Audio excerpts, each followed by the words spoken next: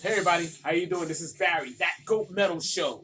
On today, December 24th, happy Yule-tides to all my pagans again. Just did a video recently where I did a review of After Bleeding. If you guys haven't seen it, please check out that video. Please also do me a favor. If you guys enjoy any of this content, please like and subscribe. I noticed that I've been getting actually a lot of views, but I haven't been getting a lot of people subscribing to the content. And it actually does help out the channel a lot, spreads it out a little more. And also, don't forget, every 100 subscribers, they get a channel shirt. Whoever's the next one's going to be 300. When we get to the 300 subscriber, that person's going to get That Gold Metal Show shirt for free. Free of charge, free everything, okay? Just, I want to keep it going. 300, 400, 500,000. Just keep that thing going, all right? Let's just keep that going, all right? All right, guys. All right, I want to give a fucking shout out right over here. The segment of this show is something different, but I want to give a shout out to my boys, my friends, my brothers, and Extinguish the Code. Okay, they just finally released this album, Extinguish the Code. Matter of fact, okay, fantastic fucking album. Not only is it a fantastic album, I get to do a guest appearance on the song Attitude Adjustment. All right, and I was just so happy that they thought about me and they asked me to come on board and to do, to write a little part for the song and to be a part of it. And it's a fucking honor. I thank those guys in time. I can't wait to do more stuff with them. I want to thank my man Tracy right here. All right, just in case you're. All right, Trace, I got you. All right, fantastic CD. If you guys get a chance, go on Facebook, Extinguish the Code.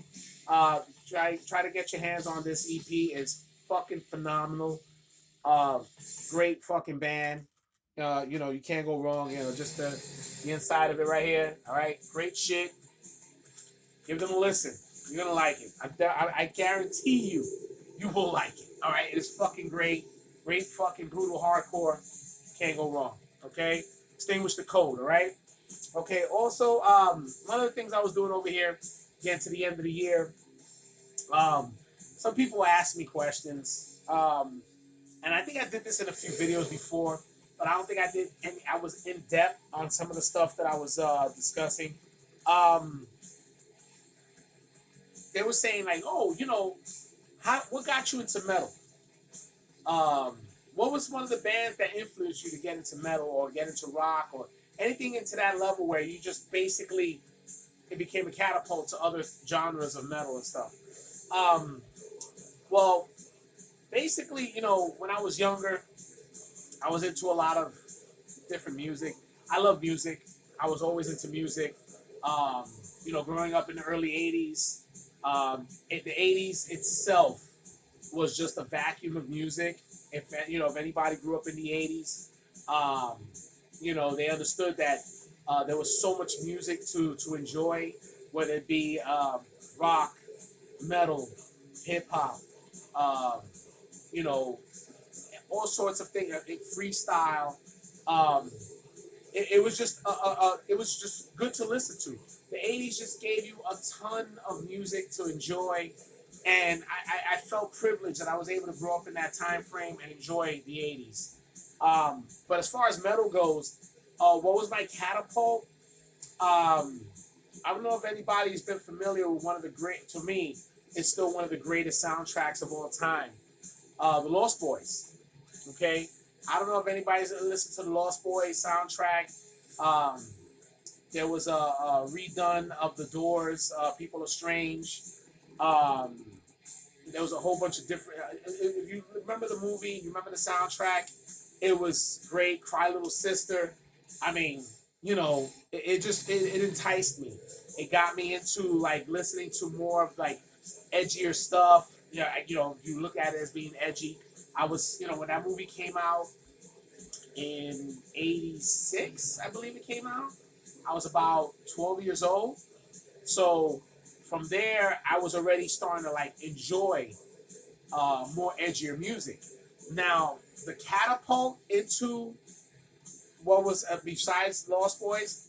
It had to be when I went to the. I said the story 1,000 times. I went to a carnival. I saw a poster of somewhere in time, which was Eddie, Stranger in a Strange Land, the trench coat, the hat. There was a poster. Spent $1 on it. Put it up on my wall. Thought it was fucking cool as hell. A friend of mine came to me one day, came in and said, "Yo, you into metal?" And I didn't know what he was talking about. He said, "Yeah, that guy, that he knew." He said, "Yeah, that's a band." And I said, "Really?" So, long story short, I spoke to a friend of mine who lived right across the street from me, Georgie and Sister Wanda. They were hardcore metalheads, and they blessed me into metal. First thing I'm doing like a top 10, no specific order. I'm just gonna tell you some of the music that pretty much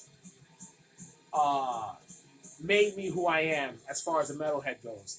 And these albums I think were crucial in my life throughout the years, and still resonates with me now, and maybe to a lot of people. Okay. Let me just start off with number one. When I went to Georgie and Wanda, the first thing they did was introduce me to Iron Maiden's Live After Death. I got to, they had the VHS tape. I got to sit there and watch the show. I was blown away. It just resonated. I just felt, that is one of the greatest concerts ever. You can still watch that concert right now, and just, it is a phenomenal concert. Straight Live After Death. All right. Second was, which of course I got to thank Georgie and Wanda again.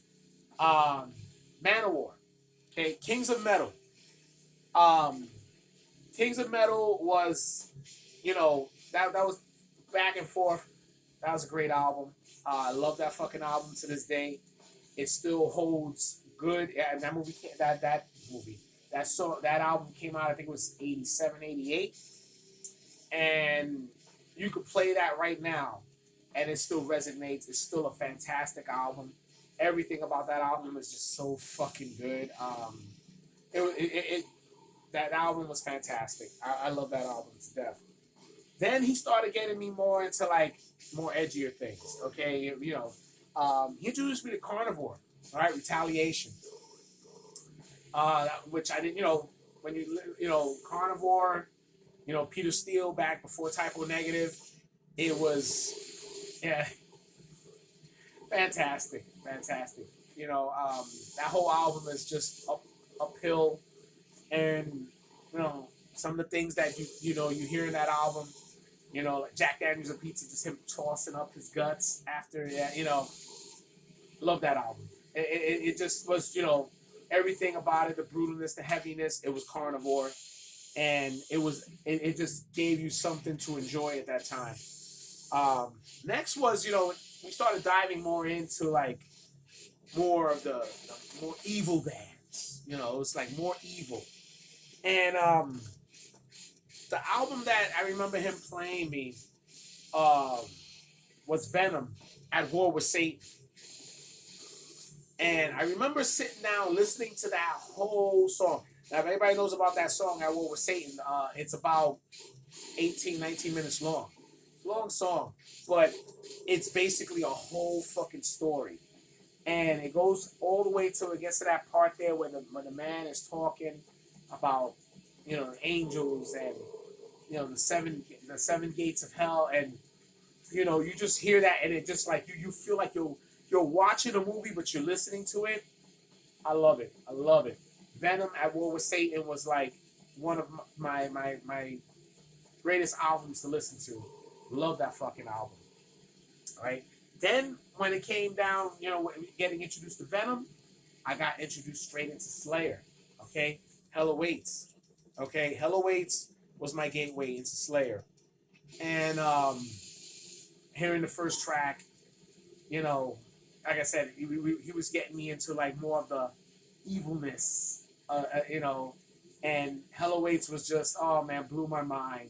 After that, I was just, Slayer was, that's it, Slayer. Slayer! You know, it's just fucking phenomenal. Love fucking Slayer. All right. Then we're gonna go right into, you know, what we started discussing about the different genres. Okay, and we're gonna go with death, leprosy. He introduced me. I remember watching the video that was on. Oh my god, I forgot the name of that concert they did. That became it was a home video. Death and Dark Angel, I think. Oh man, I got a brain fart right now, but you guys know exactly what I'm talking about. And I saw the video for Pull the Plug, and from that live show, and wow, um, Death, man. I mean, when he just went into that chorus, why don't you pull the plug? It was wow. And then his vocals, that was he was pretty much one of the first ones to give us that guttural sound of vocal that we started to, from that point it just started progressing. Okay. And then right after, hearing Death and Leprosy, here comes Obituary with Slowly We Rock. I mean, that right there just blew everything.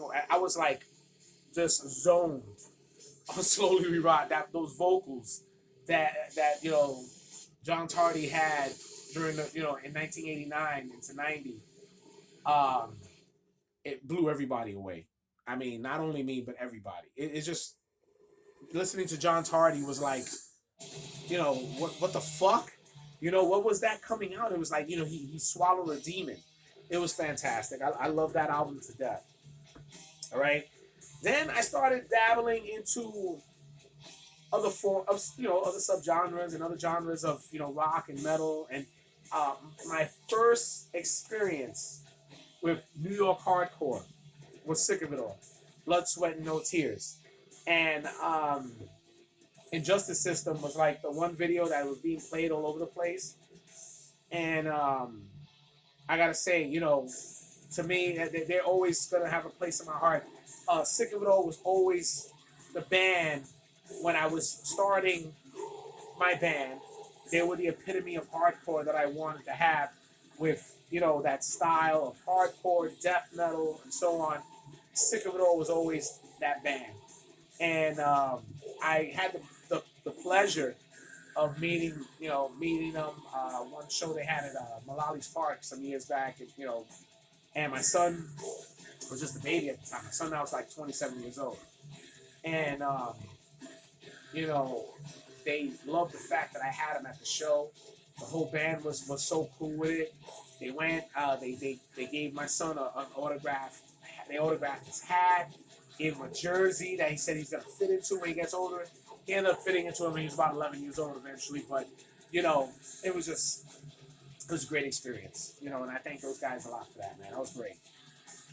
Now another band who I felt was above and beyond, and it's a shame that we don't have this band no more, because to me, they are the epitome of not sounding like nobody. And to this day, nobody sounds like this band. They had their own style, their own way, and they were fucking phenomenal. Ripping Corpse, Dreaming with the Dead. Now, so a lot of you up and coming that maybe are trying to figure out, Ripping Corpse, they just, if you listen to their music and listen to the style they had, they had their own thing. It was death metal, but it was so good. It was so good. It resonated with what you was into at the time. It gave you like this feel of, you watched them play live and everything just sounded great. Great fucking band, man. Great fucking band. And it's a shame that that band didn't catapult themselves, because to me, they would have still been playing now. All right. And last but not least, number 10. Okay. Life of Agony, River Runs Red. Okay. I think that was when that album came out. I must have burned a hole in my Walkman listening to that whole album. The whole album is fantastic. It's still one of the greatest masterpieces made in the last 25, 35 years. You know, no matter what you say, it is a phenomenal record. Back to front, great fucking album. Message is great. It's great. There, you know, like what he went through and what everybody else is going through. Great fucking album, and it still stands the test of time. Great fucking album. Okay, so that's it right now, guys. That's pretty much what I got right now. I just wanted to put that out there. Let me know in the comments who are your 10 bands who made you. Okay, tell me who are the 10 bands who made you into the metalhead that you are today. Okay, and please also, guys, don't forget, like and subscribe to the channel, comment, share, and please, you know, keep this thing going because, like I said, the next when we get to 300 subs, that guy's gonna get, whoever he or she will get a free challenge shirt. Okay, that's all I got right now, guys. Hope everybody does well. Enjoy the rest of the time for this Yuletide, and a Happy New Year to everybody. All right, this is Barry, That Goat Metal Show. Stay brutal.